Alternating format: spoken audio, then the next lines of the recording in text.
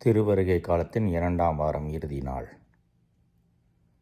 இறைவாக்கினர் எலியாவை பற்றிய கேள்விகளும் பதில்களும் நமக்கு வாசகத்தில் திரும்பி வருகிறது. முதல் வாசகத்திலே சீராக்கின் ஞான நூலின் ஆசிரியர் எலியாவினுடைய வல்லமை, கடவுள் சார்பாக நின்று அவர் என்னென்னலாம் செய்தார் என்று புகழ்ந்து தள்ளுகிறார்.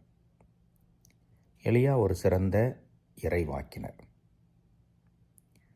நற்செய்தி வாசகத்திலே மறைநூலறிஞர்கள் மக்களை திசை திருப்புவதற்காக தங்கள் நினைத்தவாறு இறை வார்த்தையை மக்களுக்கு விளக்கிச் சொல்வதாக நினைத்து கொண்டு தவறான செய்தியை தருகிறார்கள். இயேசு அதை திருத்துகிறார். எலியா வர வேண்டும், எலியா வரவில்லை, எனவே இப்போ வந்திருக்கிறவர் மெசியா அல்ல. இதுதான் மறைநூலறிஞர்களுடைய எண்ணமும். ஆனால் இயேசு சொல்கிறார், எலியா ஏற்கனவே வந்துவிட்டார். மலாக்கி இறைவாக்கினர் இயேசுவின் காலத்திற்கு 400 ஆண்டுகளுக்கு முன்னால் வாழ்ந்தவர்.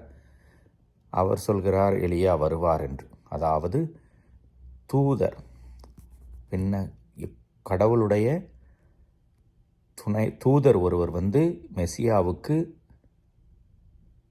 அவருடைய வழியை ஆயத்தம் செய்வார். அது திருமுழுக்கு யோவானை பற்றிய முன்னறிவிப்பு என்பதை இயேசு சொல்கிறார். விளக்கிச் சொல்லாமல் புரிந்து கொள்ளக்கூடிய வகையிலே சொல்கிறார். எனவே இந்த மறைநூல் அறிஞருடைய மனப்பாங்கு நம்மிலே பலருக்கு கூட வந்துவிடும்.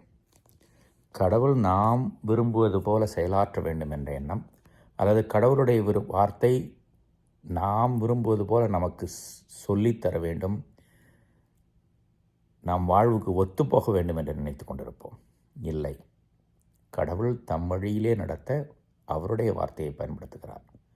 கடவுளுடைய வழி நடப்பவர்கள் கடவுளுடைய வார்த்தையை தாழ்மையோடு கேட்டு அவர் சொல்வதை புரிந்து கொள்ளக்கூடிய பக்குவத்தை உணர்ந்து அறிய வேண்டும்.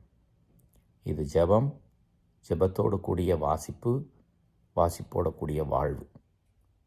இந்த மனநிலையில் இருந்தால்தான் எந்த சூழலிலும் கடவுளுடைய வார்த்தையை புரிந்து கொள்ள முடியும். மெசியா வந்து விட்டார், நமக்கு தெரியும். அந்த மெசியாவின் வழியும் நமக்கு தெரியும்.